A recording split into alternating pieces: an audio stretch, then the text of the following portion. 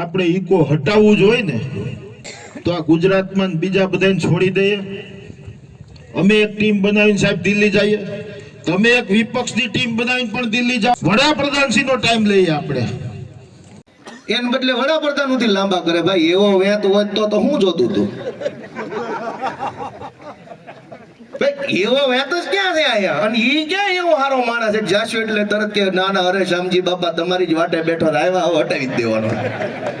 એ ક્યાં એટલો હારો માણસ છે કે ન્યા ઠેઠ લાંબુ થવાનું? કેવી વાત ને કે આવડી મોટી સરકાર, આટલી મોટી વ્યવસ્થા, ગ્રામ પંચાયતના સરપંચ થી લઈ, તાલુકાના સભ્યથી લઈ, જિલ્લાના સભ્યથી લઈ, ડેરીઓના ચેરમેન, ડિસ્ટ્રિક્ટ બેંકોના ચેરમેનો, ધારાસભ્યો, સાંસદ સભ્યો, આ બધા હું કામ રાખ્યા છે? અવડો મોટો કૂદકો મારીને દિલ્હી જવા રાખ્યા છે વચ્ચે વાળા, એ હું કામ ના? દોસ્તો આપણે વિચારવાનું છે। અને આજે આજ લોકો ભાજપ વાળા ગામડે ગામડે મીટિંગો, સભાઓ, રેલી અલગથી રાખે છે અને ન્યા તમે સમજો કેવી રીતે છેતરે છે।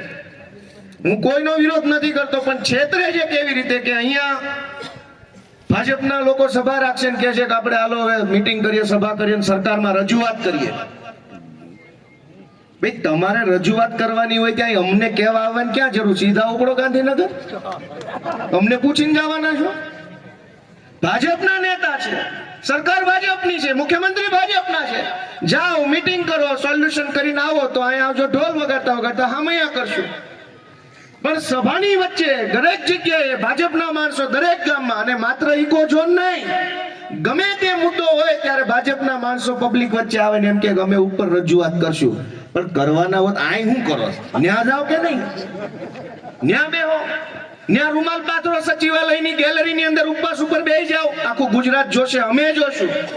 અને જો અહીંના ભાજપના માણસો સચિવાલયની ગેલેરીમાં રૂમાલ પાથરીને મહિનો ઉપવાસ ઉપર બેસે તો ગોપાલ ઇટાલિયન જોવાય કોણ આવે મોણપરી ગામમાં? કેમ બધા ભાજપ વાળા વિસાવદર, ધારી, તાલાળા, સાસણ જે છે બધા ભાજપ વાળા સચિવાલયમાં રૂમાલ ને ગોદડા ગાદલા લઈને વહી જાય, મહિનો ત્યાં ડેરો નાખે ને ખાઈ પીને ધુબાકા કરે, હટે નહીં ત્યાં સુધી પાછા નો આવે, અને હટાવીને પાછા આવે તમે હાથી ઉપર ફેરવો કે નો ફેરવો? અહીંયા આવીને હું તમારે કહેવાનું છે? તમે જે કહેવાના છે અમે તમને કહેવા આવ્યા છે, હવે એનું તમે અમને કહો છો। મારી વાત સમજાણી કે ન સમજાણી?